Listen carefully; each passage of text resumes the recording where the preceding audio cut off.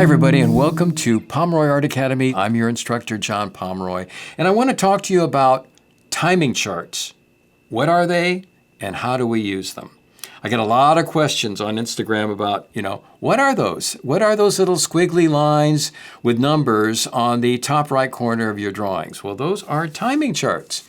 And a timing chart is a small little measuring graph that tells your in-betweener or your assistant, or it even reminds yourself of what the timing is between two extreme actions.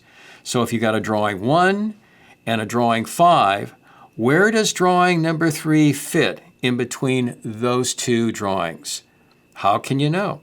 Well, the animator, in animating the scene, has a particular idea of the speed at which one drawing travels to another. And he wants to make sure that that speed is preserved as the scene goes through the production process, so that the in-betweener, your assistant, your breakdown artist, and your cleanup crew understands what the speed is of one drawing to the next. And so if I have a drawing or a character that's turning his head from this point to this point, what is the speed at which the character in-betweens are placed? Say if there is 5 in-betweens in between that head turn. Let me show you. Let's see if we have one head here and one head here. And that character will use TIG.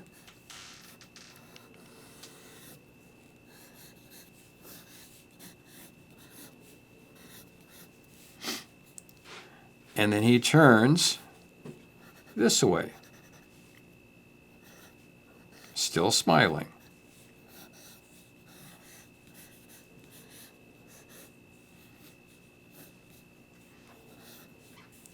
Turning from left to right.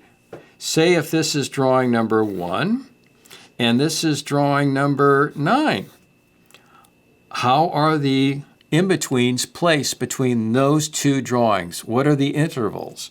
Because I have to decide, okay, do I want to slow out of this drawing number 1 and increase my speed? If I do, then the timing chart will look like this. There's drawing 1, there's the timing chart. Chart is usually has a heavy line on top, heavy line on the bottom, and a line extending lengthwise. And at the bottom was a placement of drawing number 9. In between here, I may have one breakdown. That will be drawing number 7. And then in between 1 and 7, I will have what's called a slow out, where we have the first extreme, and then in the turning process, he builds up momentum and speed. So more drawings are placed at the beginning of that action, and slowly fewer drawings are exposed to express speed. So maybe I will have 1/3. I'll divide that space between 1 and 7 into thirds, and that top third will be the placement of drawing number 5.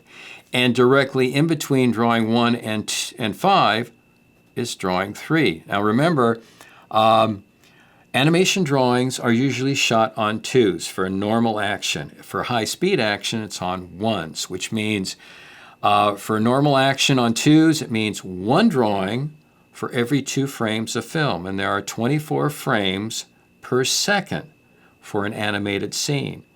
And we usually talk of scenes of footage. How many drawings per foot? That would be 16 frames. That would be 8 drawings. So in this expression here for this, we have an extreme and extreme, drawing 1 and 9. We have a slow out, drawing number 3. We have a continued slow out, drawing number 5. And then we have a breakdown that's building up speed. So we're slowing out of this one drawing. Now, on the reverse end of that, if we wanted to say, okay, I want to slow into drawing number 9, then we'd have a timing chart. We'd have drawing 1, we'd have drawing 9, And then we would do the opposite of this. We'd have a mid-breakdown. Midway between 1 and 9 would be our midway breakdown. That would be drawing 3.